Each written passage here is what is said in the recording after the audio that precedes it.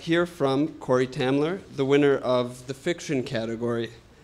Cory works in theater and performance as a playwright, director, collaborative artist, and has worked abroad in Germany and Serbia. Howard Goldblatt, our judge in the fiction category and an asymptote contributing editor, had this to say about Cory and her co-translator. In their winning translation of Serbian writer Tanja Šljivar's story, Cory Tamler and Željko Maksimović beautifully capture the sometimes reflective, sometimes confessional tone of the troubled first-person narrator as she speaks to her childhood companion of their shared past. The frequently staccato brevity of the sentences in the narration invites the reader to probe the psyche of the young woman who has been outpaced in life by, quote-unquote, you. Somewhat erotic and generally foreboding, it is a provocative story that, despite its, quote-unquote, foreign origin, has successfully crossed the linguistic boundary. Cory?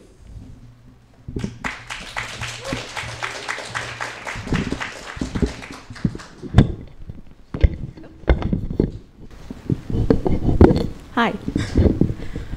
There's been a lot of poetry tonight, so I'm here to represent the fiction with Daniela. Yeah, so Tanya is also, she's a playwright in addition to being a really fantastic fiction writer. She writes really sort of dark, violent, intense plays. She's actually really young. She's in her mid-20s, and she's sort of blowing up the Serbian theater scene in Serbia and throughout the Balkans. She's originally from Bosnia. And so Željko and I, this is a co-translation, and Željko and I sort of originally came to her wanting to translate one of her plays. We both come from a theater background, but we ended up with this story, which is, it's pretty dramatic as well in the theatrical sense. I'm going to jump right into the middle of it and just read you a chunk out of the middle. The narrator is with her. She's from a town, and she's visiting the countryside for the first time. So, you took me to a pigsty and to fields planted with tomatoes.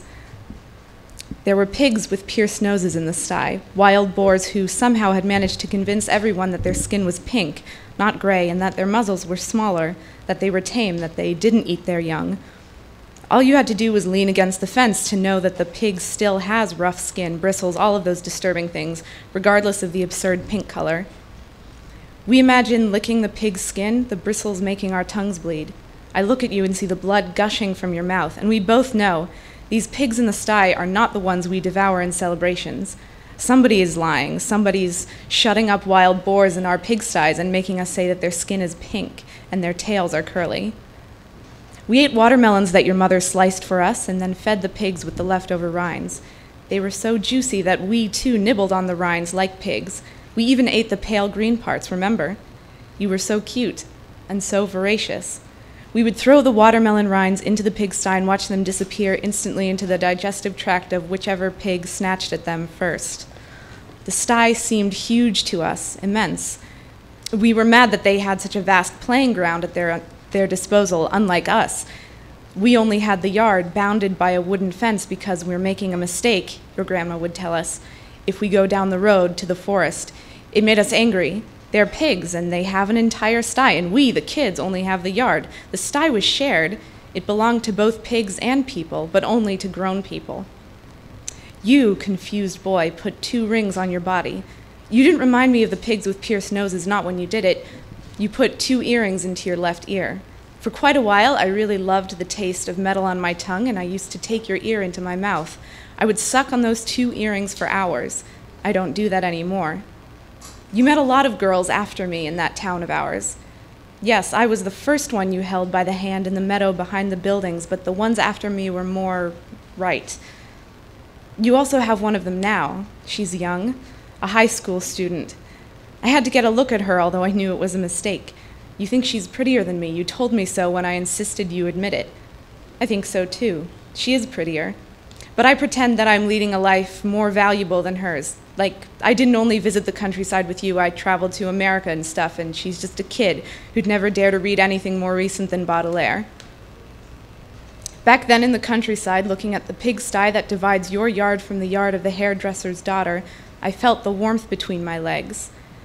Mom and Dad shouldn't know. They shouldn't know I watch soap operas or that I want to be pretty like the girls in them, or that the hairdresser's daughter is lying beside me and warming me with her big body. Promise me. You know everything.